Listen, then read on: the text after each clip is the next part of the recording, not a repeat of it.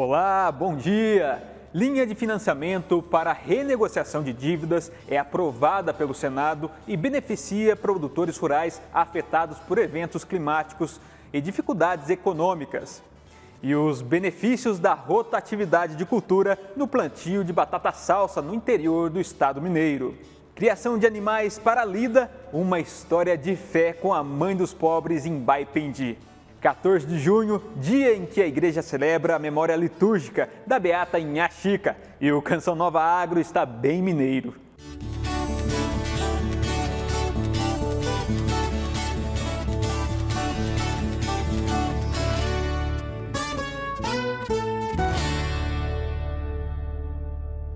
A gente começa hoje na capital federal, porque o Senado aprovou esta semana o projeto de lei que cria uma linha especial de financiamento para a renegociação de dívidas de produtores rurais afetados por eventos climáticos e dificuldades econômicas. Nossa equipe em Brasília mostra ainda que a União Europeia vai proibir a partir de setembro a importação de carne do Brasil. Com a aprovação do projeto de lei no Senado, o Ministério da Fazenda estima um impacto de cerca de 140 bilhões de reais nas contas públicas. O governo critica os efeitos fiscais da proposta e não descarta a possibilidade de veto presidencial e até mesmo o questionamento da medida no Supremo Tribunal Federal. Já em relação à decisão europeia, o tema gera preocupação no agronegócio brasileiro, já que o bloco é um dos destinos relevantes das exportações de proteína animal do país. E para analisar os impactos econômicos dessas questões, eu converso agora com o economista e especialista em agronegócio, José Eustáquio Filho. Professor, muito obrigada pela presença. O agronegócio depende fortemente de crédito para financiar safras e investimentos. Um eventual desgaste nas contas públicas pode encarecer ainda mais esse financiamento? Com certeza, viu? Mas a gente tem que entender que o governo vem gastando mais do que arrecada já faz um bom tempo. Em 2023, quando ele decidiu abolir o teto dos gastos, ele sinalizou para a população que ele privilegiaria um ajuste fiscal pelo aumento da receita. O que quer dizer isso? Aumento de tributação, e aumento da tributação reduz a atividade econômica dentro do país. Agora, professor, em relação à restrição anunciada pela União Europeia, que pode ter impacto econômico para o agronegócio brasileiro, quais são os reflexos imediatos no mercado interno, inclusive nos preços da carne? Então, a União Europeia é um mercado relevante para o Brasil, mas não em termos de market share, porque o market share de carnes ou mesmo grãos é baixo, é algo em torno aí de 5% no máximo. O que acontece? Esses 5% são produtos de alto valor agregado. Então é nesse sentido que o Brasil perde caso isso ocorra. Agora, a gente tem que entender o seguinte: o que é uma medida protecionista e o que é de fato que o Brasil está fazendo que viola as regras ou as regras internacionais para adentrar no mercado europeu. Eu vejo mais como uma medida sanitária disfarçada de protecionismo e não o contrário. Muito obrigada pelas informações, professor. De Brasília, Aline Campelo para o Canção Nova Notícias. Hoje, quem participa do Você no Canção Nova Agro é o Cláudio Damasceno, de Abelardo Luz, em Santa Catarina. Por lá, o produtor vem trabalhando com morango, em cobertura devido ao início do inverno e à vinda do El Niño. O repolho aqui na nossa região, a região sul do Brasil, que é bem mais fria, o repolho se adapta muito bem ao frio. Consegue produzir com mais qualidade, com menos doenças. E de virtude desse ano, esse ano é um ano de El Niño, um ano que o pessoal está falando muito aí de frio, de muita chuva, a gente está trabalhando também, a gente começou a trabalhar com morango. Morango é uma cultura protegida, como vocês estão vendo aqui na estufa, então consegue garantir a nossa sobrevivência aqui no campo. Consegue tirar a renda daqui, é mais garantido, por estar protegido do frio e da chuva. Se você tem sugestão de reportagens que deseja ver aqui ou ainda alguma curiosidade, além de tirar dúvidas, é só nos enviar pelo WhatsApp que aparece na tela ou pela nossa rede social. Ó, Cláudio, quem vai nos falar sobre o El Niño e trazer os principais destaques da previsão do tempo para a sua região é a Fernanda Lima. Bom dia, Fernanda. Bom dia, Jean, e bom dia também para você que está em casa. Pois é, Cláudio, o El Niño foi confirmado pela agência americana NOAA nessa última quinta-feira. Portanto, já estamos com o fenômeno configurado. E esse aquecimento que começou mais cedo que o normal este ano pode atingir uma grande intensidade até o fim de 2026. A previsão aqui no Brasil é que ele pode começar já no início da primavera. Os impactos costumam variar de uma região para outra, viu? No sul, há maior risco de volume de chuva acima da média. Já no norte e em parte do nordeste, pode ocorrer estiagens prolongadas e um aumento de risco de queimadas. Nos próximos dias, a chuva vai apertar no sul e o Paraná está na rota desses temporais, justamente um período importante para a colheita do milho.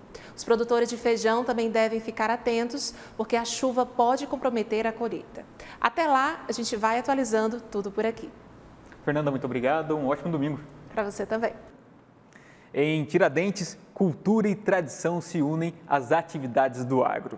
No distrito de César de Pina, um produtor possui uma das maiores plantações de batata salsa da região e mostra os cuidados com a lavoura. Tiradentes, terra onde a identidade e a tradição mineira estão presentes em cada canto. Mas, para além das atrações culturais e das igrejas históricas, os distritos do município também guardam um importante cinturão verde. É dali que produtores como o Sr. Gerson tiram o sustento da família e mantêm viva a vocação agrícola da região. Pagando as contas em dia, tá bom. Eu formei 2 filhas, graças ao meu trabalho, que sempre foi aqui na roça. E com isso conseguimos formar elas e já tá sobrando um troquinho, tá bom. A plantação de batata salsa, também conhecida como mandioquinha ou batata baroa, está entre as maiores da região do Campo das Vertentes. Para garantir qualidade e produtividade, cada etapa do cultivo é conduzida com planejamento e cuidado. Você tira as folhas, entendeu? E corta tudo desse tamanho aqui, ó. Você planta aqui uma muda. Cada uma muda dessa vai virar um pé desse. Por isso que ela é demorada. 9 meses. 9 meses, de 8 a 9 meses, dependendo da terra e do tratamento. Se aguar bem, com 8 meses sai. O trabalho no campo ganha reforço com o acompanhamento da Empresa de Assistência Técnica e Extensão Rural, a Emater, uma parceria que orienta o produtor e contribui para práticas mais eficientes, sustentáveis e produtivas. O trabalho da Emater é trazer a parte técnica, apesar que eles já estão anos, eu aprendo com eles também, bastante com os produtores. Então eu trago para ele essa técnica, de usar produtos naturais, agroecológicos. No sítio do Gerson, o controle de pragas é também feito de forma orgânica. A atual plantação de batata baroa em breve dará lugar ao cultivo de diversas outras variedades, auxiliando na renovação do solo. Quando você planta a mesma cultura, você colhe, planta de novo, primeiro que você vai exaurindo o solo com a mesma exigência nutricional que a planta tem. E alguma doença que está ali, que acomete aquela planta, ela vai continuar aparecendo. Quando você quebra o ciclo e planta uma outra de outra espécie, então fazendo essa rotação ele consegue controlar essas pragas e essas doenças. Além da rotação de culturas, cuidar da nutrição das plantas ajuda no combate de organismos nocivos, reduzindo o uso de pesticidas. Se a gente está bem alimentado, a gente não adoece. E com a planta é a mesma coisa. Então, se tiver um solo bastante, bem conduzido, já com uma estrutura muito boa, com bastante micro-organismo lá trabalhando para a gente, o uso de defensivo agrícola é bem menor. Apesar que a baroa não é uma planta que tem muito problema com doenças, né? Mas o pulgão costuma entrar, né?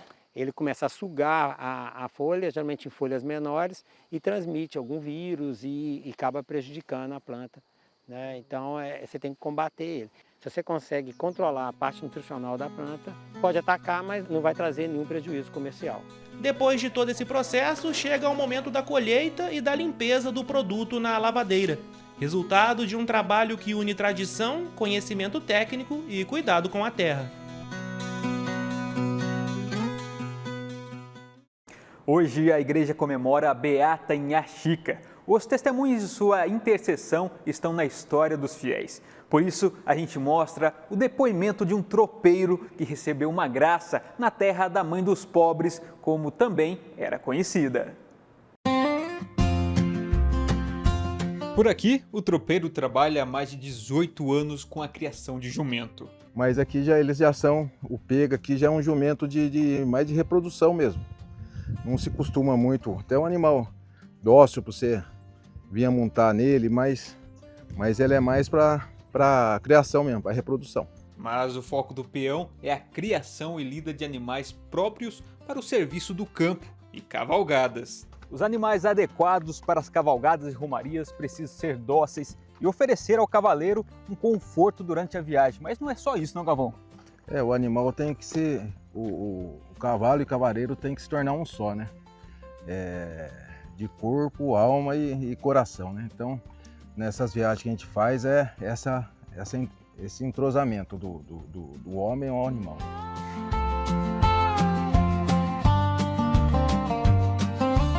Foi em uma dessas cavalgadas que Galvão e seus companheiros experimentaram o amor de Deus. E essa mula, ela viajou com a gente 7 dias e eu pude ver na frente nos pés de Achica. Essa mula teve um mal súbito tão grande que ela, segundo todos os veterinários que a gente relatou, que correu lá, é impossível ela ter vivido, ela ter passado por aquilo. E a oração desses 15 homens choraram, ficaram de joelhos em frente em Achica, a igreja de Achica, e ela milagrosamente sobreviveu. Então, esse ano ela vai de novo, né, gente?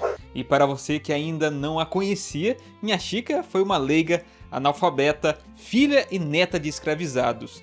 E sempre viveu uma vida de caridade e cuidado com os mais pobres. Beatificada em 2013 pelo Papa Francisco, a Mãe dos Pobres, como era conhecida, nasceu em 1808 e faleceu em 1895. E até hoje, sua vida é lembrada e segue em processo de santificação. A gente vê aqueles homens da roça, aqueles homens que às vezes não tinham tanta fé. E ver uma vida, e isso a gente é a cor da vida, né? São momentos que ficam marcados, que mudam uma trajetória para sempre na vida da gente, né?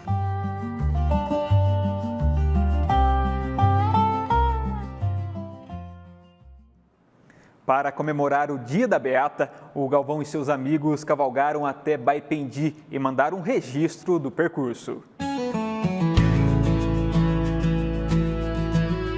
Sou um cara muito ansioso e eu vou entregar nas mãos dela para me curar desse mal. A gente vem todo ano para agradecer junto com Deus, primeiramente, Nossa Senhora, e com a intercessão da Inhaxica, e as vitórias que a gente consegue. Agradecer a Inhaxica, que fez dentro da fé, pela uma graça que consegui do câncer dela para 20 anos atrás. Nós estamos na fé da Inhaxica, Beata Inhaxica, muita devoção a ela e nessa romaria, abençoado por Deus. E é uma missão que a gente tem de encontrar nossa mãezinha lá em Inhaxica, no dia dela. E nós conseguimos resgatar ela com o milagre de Inhaxica, de Deus, primeiramente em Inhaxica. Eu tenho fé que tudo vai passar e Deus é bom o tempo todo.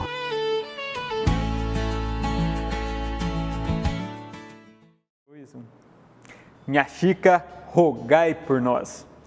Com essas imagens e testemunhos, o Canção Nova Agro fica por aqui. Essas e outras reportagens você pode encontrar em nosso Instagram, @Canção Nova Agro. Ótimo início de semana, até domingo que vem, se Deus quiser.